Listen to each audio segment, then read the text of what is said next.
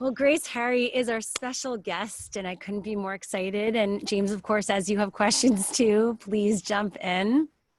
Of course, we're going to be getting into a little exercise in a moment, but we want to create some context as to why we're all together and what Grace does. So, Grace, you are a joy strategist. What does that even mean? Oh, we don't hear. Oh, here, wait. You need to unmute. All right. 1 sec. There we go. You're good. I literally feel like a 12-year-old in all areas except for Zoom conferencing. Saturday Night Live skit last week, I don't know if you all saw it, where they had a Zoom conference and all the people who are not usually on Zoom were like bringing it to the bathroom and doing all these things. Totally. I can relate. Funny. For real. Well, I hear you now. I could see you. Everything is good. So how did you become a joy strategist? How did this all come about? So I believe, I'm on a quest my whole life for what I believe was mastery. And I've lived a really fantastic, I believe already really rich and full life doing amazing things. I found myself about 3 years ago profoundly unhappy. And it was an interesting moment to experience because it felt foreign to who I believed I was as my representative, right? I've walked around as a representative for a really happy, joyful person, and yet I really didn't understand what that meant. And so I set off on a journey of self-discovery. And in that self-discovery, I went down, all the channels of things that were at my disposal. I started the wellness movement, everything from silent retreats to workshops to conferences to speaking with people that I felt really were living full lives to, ayahuasca to, I've done it all. And then one day I met this woman named Lauren Zander who really made me understand that I was not living in my truth. And then I realized that living in the truth, although it sounds like a simple thing, it's packed like a giant snowball with so much stuff around it. And so intelligent people that I know, we've all gotten great at naming our, in therapy and in life coaching, we've all gotten really good at naming all our ailments and we can discuss them really intelligently. But what was still missing was what we used to have and we used to feel entitled to, which is a birthright of joy. So I realized my big mission in life was to help people strategize how to get back to living in their passion. And as small as that seems, that's the truth is what's missing when we start to dial back to how much we lie about what our real passions are. First to ourselves and then to everyone in our lives. And so I started to work with people to say, okay, when's the last time you felt so happy you were laughing from your outside and you didn't care who saw it? A long time. And how do you do something every day to bring you back to that alignment so that you're literally reaching for that as your North Star? And when you do that, you talk to yourself differently, you talk to people around you differently, and all of a sudden you feel really filled up because you're feeding your passion every day. And because there's so much survival messaging and marketing and propaganda tied to that, it's actually really hard to see that for ourselves. And so I help people strategize that, starting with myself every day. I love that. It's funny because Ryan, who's my co-host and great friend, is on. We were actually talking about this earlier, like this balance between working hard and grinding and the hustle and doing your best. But then how do you balance that out with finding joy? Because I feel like in our society, we've been told we can't have both. And if we do try to get this other side, which means peace, which means balance. It means we're possibly lazy or we're not working as hard as someone else. How do you find that balance in today's society? Well, that's a really big loaded question. Yeah. No, it is because it starts to go into a bunch of things that start to feel out of our control. So one of the most important rules I have, I didn't even say rule, one of my guiding principles for myself is, instead of stacking things on, which is what we tend to do, which only evidence sorts for the issues we have, we can pull it back to the simplest place. So how do we find balance means that we're already out of balance. But I invite you to say every single moment is a new path to education. If we started to go back to the beginner's mind and we really start to enjoy every situation in our lives, it would mean something different. There are some things in life, like having a child, that we understand that there is a lot of pain and there's a lot of joy, right? But yet the seasons change, we change. We graduate from kindergarten to first grade, from first grade to high school, from high school to college. And we don't go to second grade and holding on to the door like, first grade was killing it for me. I'm not going to second grade. But we do. We actually do in our lives. So if we started to look at every moment as a faith moment, this feels uncomfortable, but I have enough memory, right, to know that I've lived through other difficult things and they've sometimes been greater than my comprehension. We would stop gripping onto the closed door. Like we literally are holding the closed door with our feet, our hands, but there's 5 open doors behind us. And I think that what I have to dial that back to what we've learned around speaking our truth. We've all been messaged and propaganda, a lot of marketing from birth, from very well-meaning adults that really help us stay small. And so it starts with untangling a lot of those messages of things that are shoulds. You know, this is how you should act as a woman. This is how you should act as a partner. This is how you should act as a, a boss. But the truth is, we don't know. Nobody knows. Only we know our truth for ourselves. So it's getting back to how we communicate with ourselves. And you said it, you started with the 2 sides. The 2 sides are both us. It's that all these corny expressions, I'm going to start sounding really corny, but they all are true, right? Yeah. Whether you think you can or think you can't, you can. You know, what you believe about yourself is the truth of yourself. The problem is that we don't walk around in truth. We've actually been trained to lie, right? We've been trained from birth to start to lie. And so, I have to kind of go long-winded a little bit with this because I really want to start working out some of the old programming. Yeah. So I'm a bit of a science nerd. Hi, baby. So from a science perspective, right, when we're born, we actually physiologically can see all faces, right? We bring all faces in. And we have an entitlement to feel that we're amazing. No matter what we look like, feel like, what our family is, it doesn't matter. We feel very entitled for pleasure, to be pleased, to be happy. But we're pack animals. We quickly learn how to read people's eye signals, how to connect with when you get good feedback or not. So from the first day, we're getting this programming of how we're supposed to operate to be protected and fed and loved. So, you go through a certain kind of family without a lot of obvious issues, right? You still are getting a lot of dings and bruises. I was talking to James on his birthday and I said, when you get a new car, you get a ding the first time, it feels catastrophic. Yeah. To a new car, you love it. There's a lot of emotions attached to that new car. It validates you in certain ways. By the 4th time you ding your car, you're like, whatever, it's what it is. But that's life.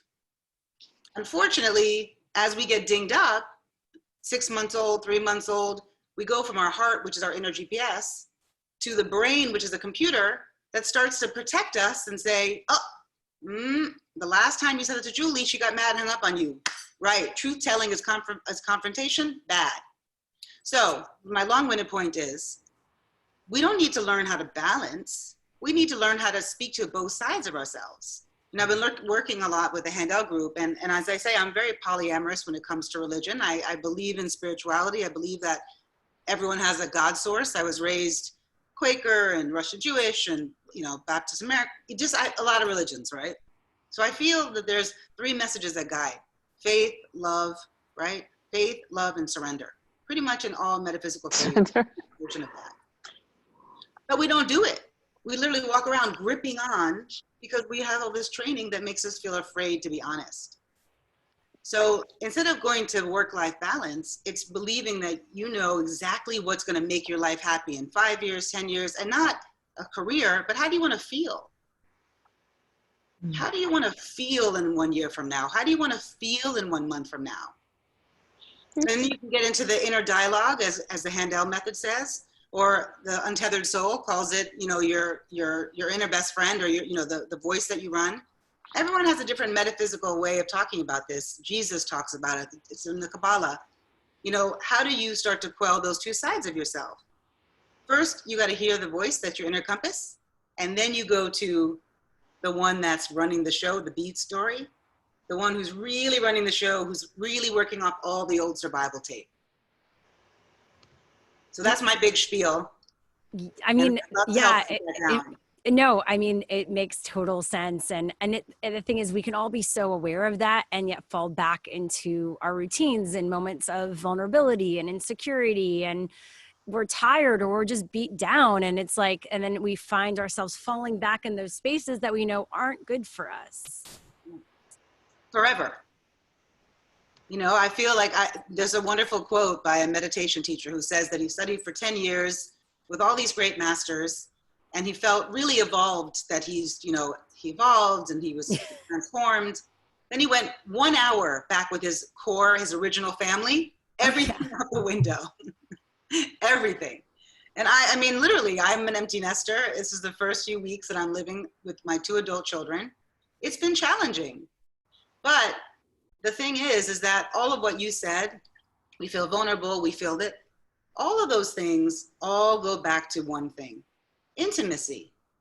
And none of us actually really know what intimacy is. Intimacy is into me you see. It's letting people see inside your heart enough that you're open. So I go back to babies because babies do that naturally. They'd say, Julie, I called you and you didn't call me back for 10 minutes and I just thought we weren't friends anymore. And I thought maybe you didn't like me, or maybe I wasn't interesting.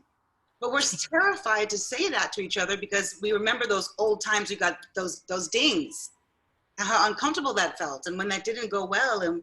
But if we all really got back to that sweet talk with each other, with everyone, our children, with our spouses, with our friends, with our parents, it's much scarier than it sounds. And then we're living in vulnerability. We're living in intimacy. There's no misunderstandings. A really dear friend who's on this right now called me today and said something to me that she was upset about. And I was really impressed that she called me and said that, because that's not easy for me even to do. And then I had to admit to her that I didn't do it because I was trying to manage someone else's feelings. And so I didn't want to say that to her because I didn't want them to be upset. But then instead I created an entire web of upsetness. Instead of, at the very first moment, believing and having trust and faith that no matter what happens, I'm on the right path, because there's a lesson in it, and because I care. So I have a community that cares also for me. And so that's how you start to do it. Is we don't worry about what the other person's going to say. We live in our truth all the time, from us to us, from you to you, even hearing how mean we are to ourselves, and start to twist those words around to sweetness. Instead of I am the worst at attacking myself. I could, but I have to go back to, you know what, Grace, that's okay. You got this. You're going to be fine. And coaching myself second to second every day. Yeah, I can really relate to that, Grace. It's like this, it's a constant conversation, I would say, for me, with my head and my heart. And I'm curious what advice you would give to somebody, because you did speak about the mind is like the computer, the brain is the computer, it continues to program. How do we know what our truth is when we've been programming for so long up here that it's telling us not to check in down here? Well, the very first thing about that is getting to the truth. And you know what, as simple as that sounds, that's what we all live to dodge. We built lives for ourselves where we don't speak the truth, right? You have well-meaning amateur parents, which is the first ones that come along. They tell you these things that say, you should be like this with this neighbor. Well, you know what? I know that person hurt your feelings, but take the high road. And none of these things are wrong. They're only what well-meaning adults are telling you with the knowledge they have. Unfortunately, that's not always the truth for us. I mean, how often have you seen a child and the parent says, oh, you should kiss Uncle James. And the child is kind of uncomfortable. And we say to the child, that's your uncle. You should be comfortable. We're teaching them against their own intuition. We're teaching them that their feelings and what's actually, what could be sharpened as an inner GPS, maybe they should question it. But we have to do that work on ourselves too. It's never too late. You hear those expressions that people say, oh, if I knew now what I knew, like if I knew then, right? Yeah. If I knew then what I know now.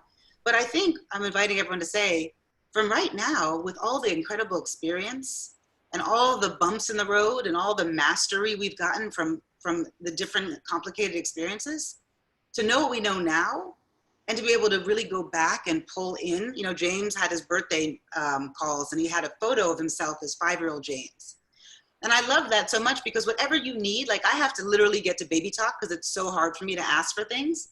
So I have to do a whole preface. Oh, you know, I'm uncomfortable asking, but I really have to get to my truth. Whatever you have to do. But we really do have to, as cliche as it sounds, go back and grab little Jordana. And you grab her at the age where you felt that she started slipping away. And we all can look back at those times and remember when we used to wear a cape on our clothes, or we used to wear things based on how they felt. Maybe it didn't even match, but we knew this shirt felt soft and this one looked good on my left leg, and I felt like I could run faster in these sneakers. If you can go back, those are the times where we felt invincible in terms of believing that authentically who we are was precious. So if you go back to that person and you start to bring her into every conversation. So right now when you go to the mirror in the morning, right? I go to the mirror and I put on some lipstick, let's say. I'll say, oh, that lipstick is nice. But then all of a sudden, another conversation starts to come. Wow, you have bags. When did you get all those gray hairs? How interesting. You know, you look very different than even a year ago. You're aging. So that conversation is the person who's running the show. That's not the star of the story. That's the kind of understudy. The problem is that we don't start to catch that until we start to really realize what the conversation is. So it starts with the truth of yourself in the mirror. So instead of going into that dark hole, you start to have the conversations with that other person. And if you go back, as I said, I love to learn, you know, the facts of things. You think about it when we were hunting. You were outside sometimes hunting alone, or sometimes you weren't with the rest of your pack. You needed a voice to tell you, Mark, turn around, there's a lion, right? That was a very important voice. But as we moved away from hunting our own food, you know, and I'm being very general right now, but everyone understands what I'm saying. That voice is still important in our physiology, but that voice has now been trained to just kind of attack us. So when you start to see that first voice, that intuition, that gut, that is your inner GPS. And the more you question that voice, the more you're weakening your own connection to your source. And it starts with the truth. You know what? I told Shira that I'd meet with her at 3, but I really can't. But what most of us do, and we train to do, is be like, I'll make up an excuse, or because I want to be a nice person, I want her to like me. We'll make up something so that we can get out of it. But instead, if I called Shira and I said, Shira, I'm so sorry, this is me. I own this. I just tired and I'm going to do something for myself right now. I'm feeling depleted. And then understand that that's actually what's best for you. And people that love you in your starting 5, they're going to support that. And the more you're honest with yourself, you have integrity with yourself. You know, Lauren Zander always says, like, you get on your path and you have integrity about the things you're saying to yourself believes you. So when you say, I'm going to fast today and I'm going to finish that book chapter, and yourself is like, right, we have integrity. We do what we say. We believe in ourselves. And so then you really have created a compass. You create a system for yourself. And listen, we're human. Jordana, so you have to have an accountability partner with Shira. You have to out yourself all the time. Shira, I'm fasting. So when I come over at 10 o'clock and I'm having tea, if I start to go for a scone, I need your help. That's actually, she does fast. Actually, she, out of the 2 of us, she's the faster, not me. But accountability on that one. Yeah. But Jordana, sometimes it's hard, right? Always. Right. And so, you know, you figured out a system with that. That's not what your trigger is. You could be a cookie. It could be, you know, having a relationship that is to become an addiction where you don't speak up for yourself in it and you're always finding yourself doing what the other person wants. It's wanting to change your career and believing you're stuck. There's a myriad of things that we create as addictions and avoidance to actually going for our North Star, because again, that marketing, that programming early on is telling you you're not good enough, you're not worthy. So nothing against life coaching. I have a life coach, Lauren Zander, who I love. Nothing against healers, nothing against shaman. But what I really want people to understand is you are it. And so having teachers, friends, guides, that's so important. But they can only tell you as much as it's going to resonate for your higher. And the way you start to know your higher is to get in truth with yourself, what you really believe, and having enough courage to be honest with yourself and then everyone in your life. And we can all see examples of this. Listen, if someone said to me, Grace, you're disgustingly tall, that wouldn't sit anywhere. I'm 5'4.5". That would be like, great. But if someone said, wow, you put on a lot of weight, I'm gonna be a little upset about that. But am I upset at them? Because that might be the same person who said I was grossly tall. No, I'm upset at myself because they hit a nerve. Why would they comment on your appearance? Like, wouldn't that be incredibly rude of someone to say that? Well, yeah. Who's talking? Roberta. Yeah, who is? I want to nice know. To meet you. Roberta. Wait, I just think that someone commenting on someone What's else's your name? weight Where are you from? Roberta. I'm from Montreal. Oh, I find that shocking. Show yourself, Roberta. Where are you from, Roberta? I don't know how to turn on to open the camera on this Zoom. I'm not very good. Roberta, where are you from? I'm from Montreal. Yeah, we got a Montreal. Yeah, I love and you would never, ever, even if one would never comment on someone else's appearance, except to say they look well, they look good, they have the clothes, the hair, whatever is good is, Well, Roberta, here's the thing. Here's the truth, Roberta. First of all, Roberta, if you want to see us, if you want us to see you, where it says at the bottom left, stop video, start video. Yeah. Start your video, we can see you. I'm unable to access camera, allows Zoom to access your camera from device. Love, this is like this phone could be hacked. I was an assault victim.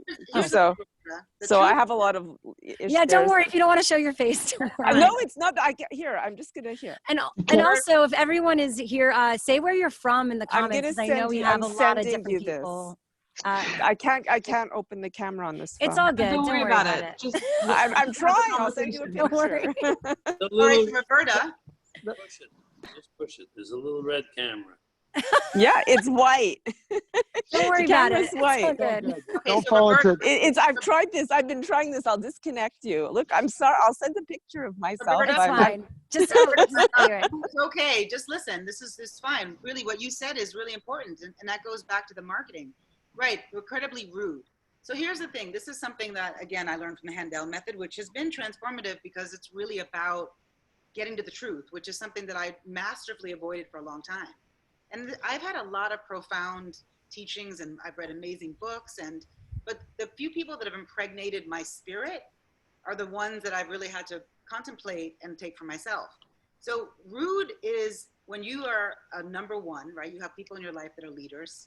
And then you are a happy number two, right? There's a whole dynamic around this, which we can get into more, and you can always hit me separately. But the point of the story is, we don't know the truth of who we are until we start to be honest. So it's rude to say someone is overweight if you're trying to be mean. But if you have a friend or someone you care about that's in a situation that you feel is dangerous, there's a way with love and with integrity to take them to a place that's private and ask permission first and say, you know, Roberta, I love you so much. Or Grace, you know what, Grace, I love you so much. And I just have to say this, and I hope that you trust me enough as someone who cares about you to hear this from your heart. I'm just a little bit concerned because I feel that you're maybe, not taking care of your health. So yes, Roberta, it would be mean and rude to just yield insulting things at people. But starting with ourselves, what we learn when we make comments like that, because I am that person, I'm managing everyone else's feelings. We are managing other people's feelings so that they give us the reaction we want. So we try to be nice because we want people to like us. When people like us, when we're giving ourselves, is old marketing and programming. As Handel says, there's matchers, givers, and takers. So if you're a matcher person and you love to match, then you got to find some other matchers. If you're a giver person, then maybe you need some other givers and some matchers. If you're a taker around takers and you have an understanding, as long as you're happy and you're in your heart. The problem is that when we're not honest what we need, and then we start to make ourselves second and we start to small ourselves and we start to do things outside of our truth. And so I go back to starting with yourself. Don't even worry about other people yet. When you start to realize how much you lie to yourself, when I started to realize where I was lying to myself, one of the first exercises I had to do was go back and speak to all three of my husbands and two lovers and tell them things I'd lied about. I mean, you can only imagine. I made myself physically sick, nauseous, a headache before I had to do this. This has been a year now. Terrified of what this situation was. And literally, it was the freedom I needed. Because first of all, not only do we make stories bigger, right? Because we are storytellers. We are naturally people that walk with judgment, so we can discern if we're going to step off the street into the car. But we also exaggerate for our own protection. So I had made up these crazy stories. And when I got on the phone, I kind of heard 3 truths about myself from everyone. And so when I was like, oh, first note, not even half as big as I thought. Second note, a lot of these things they knew, but also weren't clear about how to discuss them. And then the third thing was I learned a lot about myself and all the ways that I pretzel myself inside out. And then I had to go back to why. Okay, most people in the universe are running 3 things. They're either, and again, generalizations. Everyone, if you have anything else to say, I'm also a consummate student. I welcome this to be a conversation. But what I found in strategizing people's joy is the 3 walls that I find the most are people are afraid of rejection, right? They're terrified of not being wanted, and they're buried in not being appreciated. This is the kind of the 3 things we're kind of always managing around, and mine was wanted. I was a child of 2 teenagers. One was heavy in addiction, one was on her own, lost me in foster care, had to get me back. So I ran this story of not wanted because my parents were trying to figure it out. So my life with them was very functional. They loved me, they gave me what they could. So my story started. So I'm a smart person, so I went from my heart. I got dinged a few times and my computer said, people love you when you take care of them. Got it. So I started that life and I started taking care of people because that's how I got love. So when I started to unravel that story, so anyway, I'm rabbit holing again because I can do that. No, but that makes that, I love that. And I love that exercise. Did you actually called each of them or you wrote it down for yourself to acknowledge? Well, I don't know if you've if you've ever met Lauren Zander, there's no just writing it down. It was like, you need to, right, Jennifer? I see you shaking your head, right? She is not for the faint of heart. And Gaby, who's on here too, is also a handle coach. And, they all have different, flavors and they have different things. If you go to her, because I definitely am a pendulum swinger and I am one of these people that I love hard. I love an experience until I don't. But that's also an avoidance tactic. So I really need someone to come in with the anvil to get me to oh, what, right. We all do. Yeah. I love that because there's freedom. And James, I know has a question. Imagine for all those lives we have while we've moved on, it's still it's Santa Claus with their presents, but these are loads, bricks on our back, right? Of all the lies we've told others and ourselves. And imagine what's possible in our real, coming out of the cocoon or butterfly effect when we literally are able to let that go because we've released it. And we've released it to the people we held it from as well, and ourselves. That's right. And there's so many ways. I mean, there's so many ways to release. And as I said before, when I said kind of polyamorous when it comes to religion, I mean that whatever resonates for you. It's so interesting how we wear different clothes every day. We eat different food. We have different, but then there's some areas where we don't believe we have lots of options of choice, or we don't believe we can experiment and try different things. My son went through a really difficult period a couple of years ago. And the first thing I said to him is, you're going to get a toolbox. You need a toolbox because I'm clapping for you, whatever makes you happy, but I need you to find what that thing is because, forever, it's not going to be me. And it shouldn't be me. It shouldn't be any of us. It needs to come in from inside. So I was like, okay, I called his dad. I called my daughter and we did everything. We went to AA, we went to Al-Anon, we went to church. We went to, his aunt grandmother took him to a Buddhist temple. We took him to yoga, Tai Chi, karate, whatever. We all need to find whatever tools resonates for you. So I have some clients that we figured out that if they just found a song from when they were 13 and danced to it like crazy every day before they talked to anyone else, that's all they needed to feel invincible. We all need our tools. Life is complicated. We're not here to do this easily on our own, but we have to figure out how to do it with the tools. People tools. I'm an experienced person. So I'm right now fully immersed in Handel and fully immersed in Gene Keys. There's these 2 things that have me on fire. But I've tried all kinds of things in my life and whatever works for you to truly be happy. And truly be happy means truly being honest with yourself, which is where everyone gets hung up. That's where the real work is. The really uncomfortable work. James needs to ask a question. Yes. Yeah, good. So, first of all, thank you. I'm such a Grace fan. James fan. Feeling beautiful. And yes, I'm so glad Jennifer is here because so much of what you're talking about, I talked to Jennifer about, and clearly I hear the Handel nomenclature. Jennifer, well, is it okay to say, Jennifer? Do we have the same coach? Yes. And we, and Okay, just so you know, I'm so into you right now. I can barely stand it, Grace. I know. I'm just so all over you. I'm just like, if I could eat you, I'd, That's how I feel about Lauren, because it's like discovering the internet.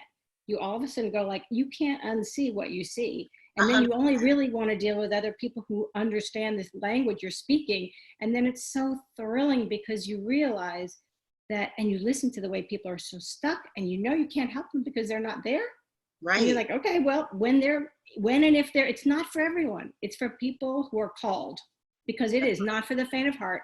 And not everything is good for everyone. But you are literally, I'd say, one of the closest things to me. James, when I met you, didn't I say like, you're like me? And now I'm like meeting her. I'm like, she's like, we're like sisters and brothers. Totally. So go, James, go. Wait, no, I'm Okay. sorry, James. I'm sorry. I have to, well, first of all, I don't know what I told you, but I love you. And one day we'll have a conversation. I'll really explain to you how you did something big for me in my one time in my life. So I'll share that. You And know the how to second find part me. is something, yes, I will. Thank you for that. One of the things that I read recently as, and I said this to Gaby because Gaby's my partner, in a thing we do 8. I said, there's this thing I read that was so profound to me. And it said, when you are really, truly awake, you have no judgment for those who are still asleep. So the thing that we can truly do for other people is shine so bright from within that everyone asks you about it. Because, you know, being a parent especially, and I don't just mean with my own children, but anyone who's nurturing to people, we're parents, right? We're parents on this planet. We're parents to our friends, our animals, or whoever you choose to take into your heart. You parent in different ways. It took me to really find that space in my own heart to feel like, okay, my kids are not always going to do what I say. They do what you do. And that's true of all of us. And so the more that we can feel lit up and we can say to anyone who stops us, wow, Michelle, Holly, Julie, Gaby, like, what are you doing?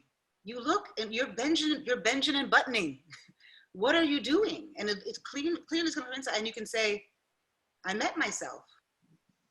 And it was so precious that I've spent every day for the rest of my life really reconnecting to that person. Here, let me show you how. And this is the simplest way. And it seems complicated because we've been so trained to lie. Like Roberta said, you know, there's some religions where you're a good person if you keep your secrets. You know, I come from many cultures that have a lineage of slave culture. You know, I have an Irish family, Russian Jewish family, Black American family. There's a culture and a lineage in that even comes from safety of lying.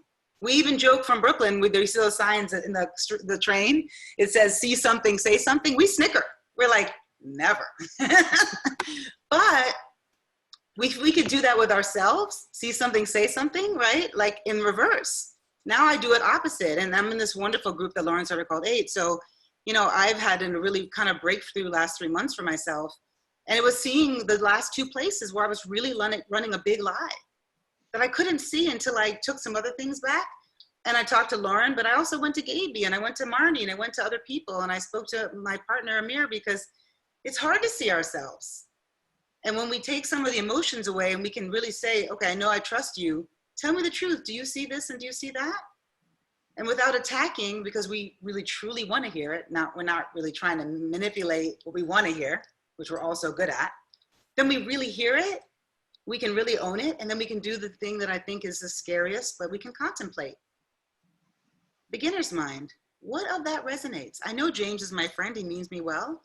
But when he says I am maybe talking too much, is that my truth? Is he saying that I'm not listening from my heart and I receive that?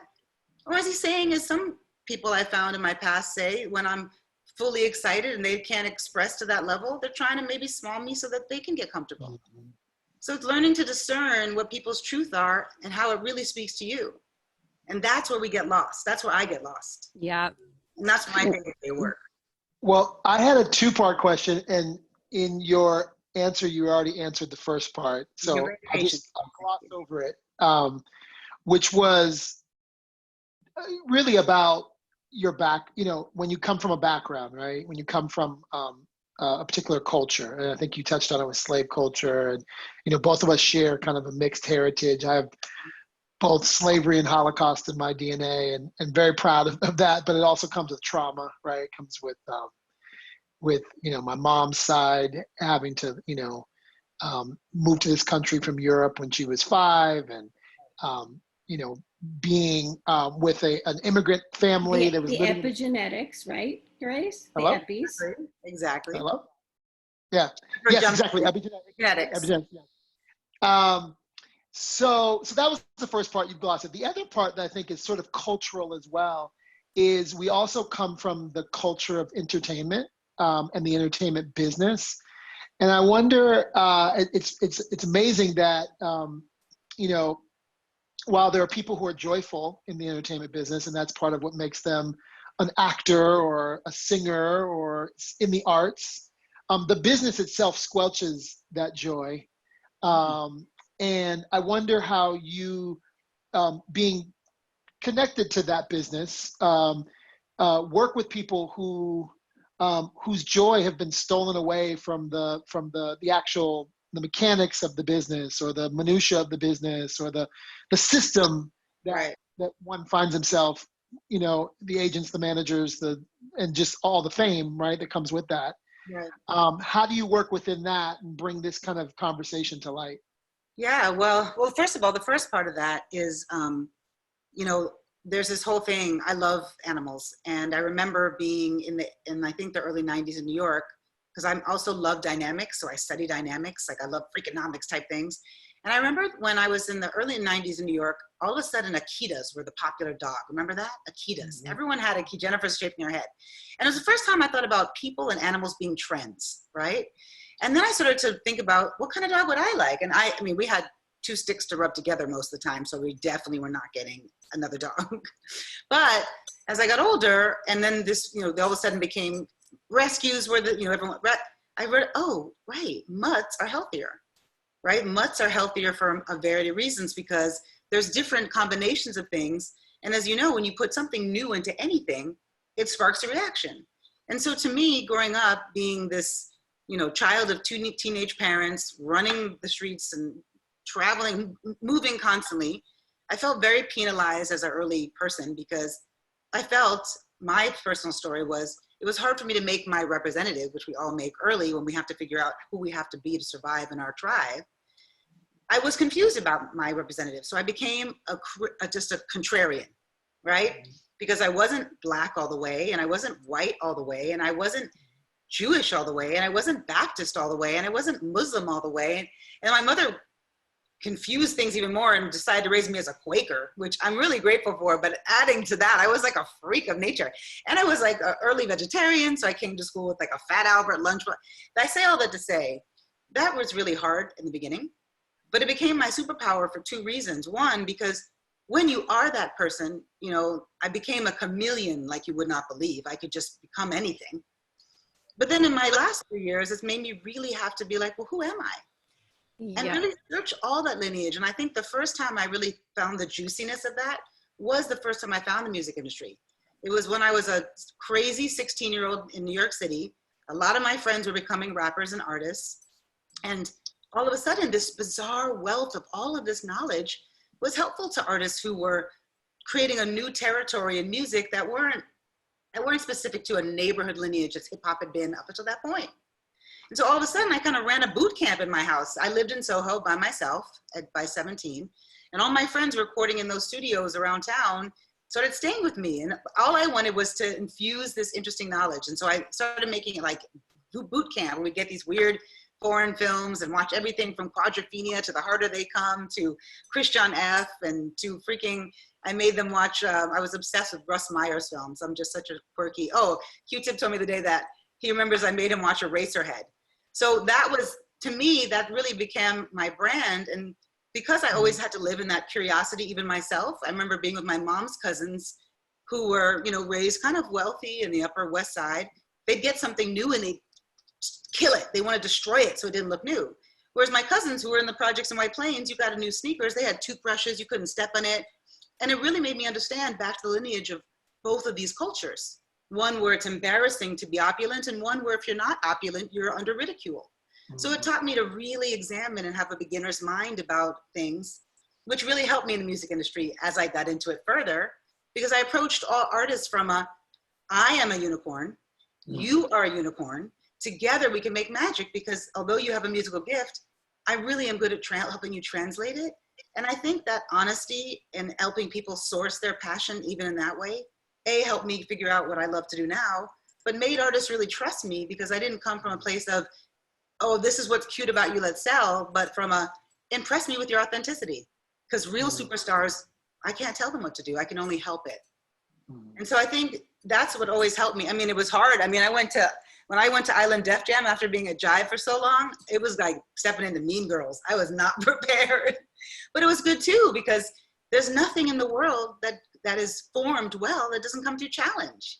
But yet in relationships, we think it should be easy. We watch all these cartoons and stories from childhood that you meet someone, you fall in love, everything's great.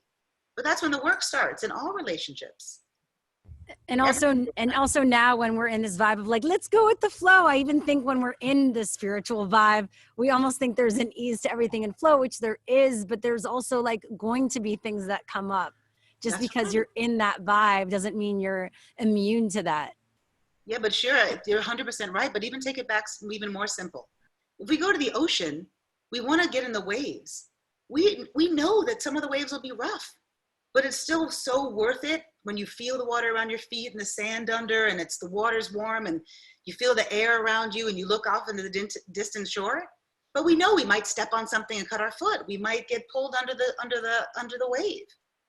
But why don't we have that same space for the appreciation of all the ripples and flows and ups and down and pain and triumph of personal connection? It's because we were taught that things are supposed to be easy, that loving people is making them feel better. And so we have to get back to the work of loving ourselves in a really beautiful way. And then we shine, and then everything around us is easier. We feel more strength and support in speaking our truth. Yeah. I know you have, and I was just going to add, and I also think it's like not being too attached to what's good and what is deemed as a success and what could, and then what's deemed as a failure. I think if we weren't too attached, we said, wow, there's beauty in it all. Wow, congratulations. Something great, something happened. You know what I mean? Yeah. It wouldn't feel like such defeat. And then we wouldn't have to run after this other thing. Well, right? we weren't managing lies, because all that really is managing lies. So when we get to the point where we can say anything honestly to ourselves, then we can say anything honestly to anybody. Because we are so excited to continue the freedom of how it feels to not have any secrets that you're carrying around. You're not having any feelings that anywhere you go is going to be a confrontation, because it's the truth of your heart, and you'd rather fight for that over anything else. So if you're still feeling any relationship in your life that feel tense or uncomfortable, it's because you're not being honest with that person about something. It's as simple as that. I mean, it took me, honestly, I've hit my head against the wall so many more times around this. I mean, even I was talking to Gaby, shaking her head. We were talking about this week, right, Gaby? And Gaby has been a coach for like a bajillion years, is one of the smartest people I know. And yeah, I'm a smart person. And yet I know that things are going to be uncomfortable, and they have to be. Otherwise we won't grow. We're people that like comfort. So why, if everything was comfortable, we would do anything? I wouldn't. If you sat me right here and put some great music and some delicious things and some people I like to talk to, I could never leave. I would never move. So the couch has to get uncomfortable. It has to get cold. I have to want to sleep. Like, it's the cycles of life. So back to joy. And Grace, I know, just because I want to do one of your exercises. I want everyone, because this has been such a great conversation and free flow. Let's do a little exercise so people can have a bit of a takeaway, something they can implement in their lives daily, and then we'll end it with our intention meditation. Perfect.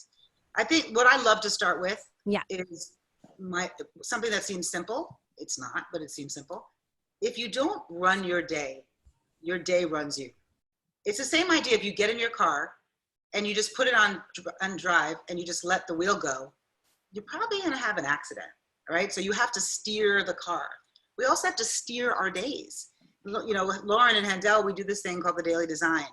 And it really was helpful for me because I am a person who loves to be perfect, right? Because I take care of people and I take care of your world, and then therefore I don't need anything, and therefore you love me and I'm perfect. So it's really easy for me to get in my perfect loop, which has a lot of grossness in it. You know, no one cares about me. My whole loop is fun. So not to get in my loop, right? To go there, I have to start every single day the way I want it to go. So when I started doing the daily design, I would write these fantastical things. By the end of the day, I'm going to write 5 books and I'm going to be 20 pounds lighter and I'm proud of these things. Now I get that it's like really putting in how you want to feel. By the end of today, I'm going to have laughed 3 times. I'm going to have done one thing towards my 10-year dream. I'm going to contact, oh, look at that. Look how passionate, I'm ripping my whole glasses off. I'm so excited. This reminds me of me, actually. That makes me laugh. And if you can do that, then you make sure that those things go before anything else. Like when you go on the airplane, they say, put on your mask before you put on anyone else's mask. That's the truth of life. So if you can start your morning before you grab your phone, before you take care of your spouse, before you reach out for your job, before you get on your computer, if you could do one thing, just one thing that would steer your day in a different direction. I like it to be fun and silly because the ego cannot survive in laughter. And not that the ego is, I mean, it's a whole nother thing, but a healthy ego, getting ourselves to a place where we can laugh at ourselves and enjoy our day. That could be you wake up and you have right next to your bed a pad and you free write a story, a fantastical tale of some adventure you're having that day. You might have it programmed with your phone. As soon as you wake up, you put on a song that you sing that makes you feel happy and fantastic. You might need to have a 3-minute dance party side of your bed. You might need to just roll in your sheets and just be grateful for every touch that feels soft. But if you can start your day every day with something, and it can change. You know, right now I wake up, and because I've been in the country at a friend's house, I wake up, I look out at the trees, and I literally forest bathe and just take in the shades of each color and just am so appreciative to nature that I have this experience. Or whatever. But you got to find one thing so that your day starts and sets off on a tone where you're inviting joy and you're inviting magic. Otherwise, the day starts to take over and starts to run you. It's like, I need this from you. I want you to do this. And that's how the world is. And you can't be mad at it. We all have wants and things too. But you can set it on a course of joy. And find an accountability partner. Tell them what your daily joy thing is going to be for 1 week. Start with a week. And by the end of every day, send them a note. Today I did it. I feel really proud of myself. And I have to tell you, and Gaby can attest because she's been watching my process, on the days you do it, it's not a secret. The whole world can see it because magic does happen. It's like being on a marathon. If you're on the path and you have faith, you know eventually someone's gonna come with a Mylar blanket and a sign and water. If you veer to the left or right, ain't nobody there. You're lost. But that's the truth of everything. So if you could just put one little nugget into your day, start your day, make it juicy, stick to it, make it the most important thing in your entire life, you'll start to really you'll start to see the truth of yourself, by the way, when you start to try to sell yourself out for it every single day. And then you'll start to really look for it. And other people will ask you what you're doing and you'll tell them to do one too. And then your whole community will be checking on each other in this competition of who's going to start their day from a better perspective. So that's my exercise. I love that. And I know that, you know, this time right now that we're going through, and James, if you have any other questions, please. I do this. I take James, over. I was going to say, because, you know, a lot of people are going through a lot right now, personally, financially. How are we supposed to find joy in times that we feel like individually there's so many individuals suffering? And then, you know, if you recognize that you're in a privileged space, you feel this collective pain. How do you move through that to find inner joy? Well, a few very simple things. First of all, I mean, I keep saying simple because they are simple. There's a lot of layers to it, so it doesn't feel simple. I'm not belittling anyone's process, but it is simple at the end of the day. You know, the very first thing is, it's a choice. It's not a choice of what your circumstances are, but it's a choice of the perspective you give them. And it's the same as going through things with heartache. If something happens in our life that's challenging, it's real, it's horrible. I'm not diminishing that. But the more it's back to that door, you hold on to that closed door with your hands and your feet, and you just stare at it. It's like if we walked down the street and there was garbage in front of you, you would step over the garbage. But if we stood there and we were just terrified and in panic and didn't know what to do and called all our friends and discussed the garbage, we would never get down the street. And that sounds silly, but that's what we do. That's literally what we do as people. So it's how do you get around that? It's figuring out, it's going back to the bigger mission and the North Star and choosing that perspective and doing one thing towards it every day. And that literally will be the magic. And it's not easy. I'm not saying that everyone's going to magically turn around, but you got to start putting those steps in place. And it's starting with the truth. Because often when we have these circumstances that feel tragic, when we go down a few weeks, a few months, a few years, that was our education. And the sooner that we can have faith and let go, faith and fear cannot exist at the same time. Right. You cannot hold on to extreme faith and just have a little bit of fear over there. The universe has no sense of humor. So it's going to be it's that B story. If you're driving fear, you're going to be pulling in more fear. If you're choosing faith, you have to actually choose it. And when you start to see that inner dialogue, and really, I really recommend, I love the Handel method. I can recommend a lot of books. What is it called? Yeah, can you put it in the chat? I have a whole list. I do on my newsletter, Daily Grace. Okay. I send out book lists. I send out links to other things. And I quote a lot. There's so many profound people in the world, including children that we run into and neighbors. And I really take these nuggets in and try to distill them down for everyone's joy and read for everybody's. I'm a constant student as well. But it's choosing higher. I wish I had a sexier, quicker, faster answer. I know everyone we want a pill or we want a whatever. We want the quick fix or the thing. But the truth is, it's choosing to feel a different way every day. It's making the decision every day that joy is your North Star.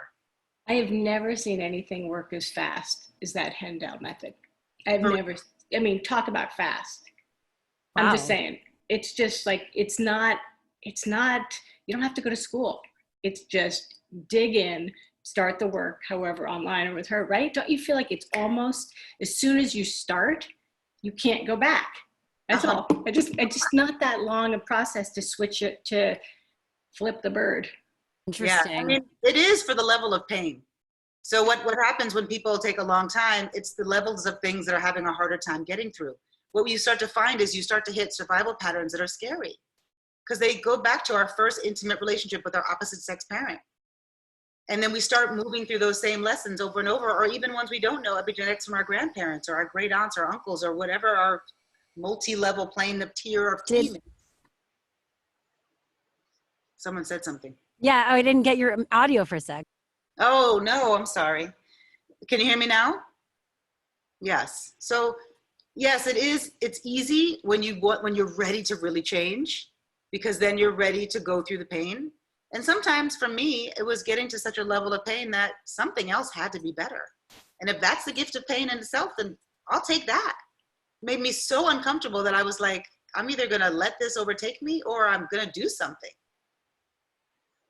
And so, it is easy to find the truth of yourself when you're really ready to hear it. And when you give yourself permission to not be angry at yourself for what you hear.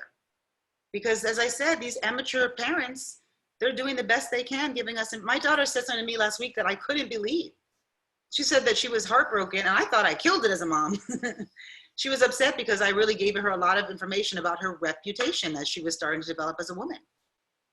And as who I am today, I would never have given her that conversation or said it and phrased it in the way I did. But that's who I believed I was at that time.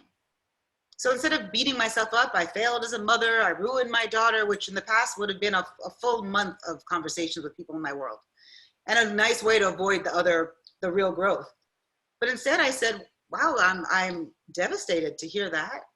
That was not my intention. I'm so proud that did you feel comfortable enough sharing that with me? That makes me feel really good. I'm doing something right. And I'm going to take that in and examine that for myself. And that made her feel heard. That made her know it was safe to come back to me, with her truth. And it made me have to grow, even though I felt like I wanted to puke because I didn't want to hear that. But it was her truth. And I had no agenda for what she brought back to me. And I had no agenda for, how that conversation ended. I took her information. I made her feel heard, appreciated for stepping out in strength. And then I mulled it over. I contemplated it for myself. How much of that is her story? How much of that is mine? Anyway, as you see, I could talk about this for thousands of years. No, I think, yeah. I want everyone to be this happy. I want everyone to feel this good. And anyone reach me, call me, text me, send me information. At Grace Harry on Instagram.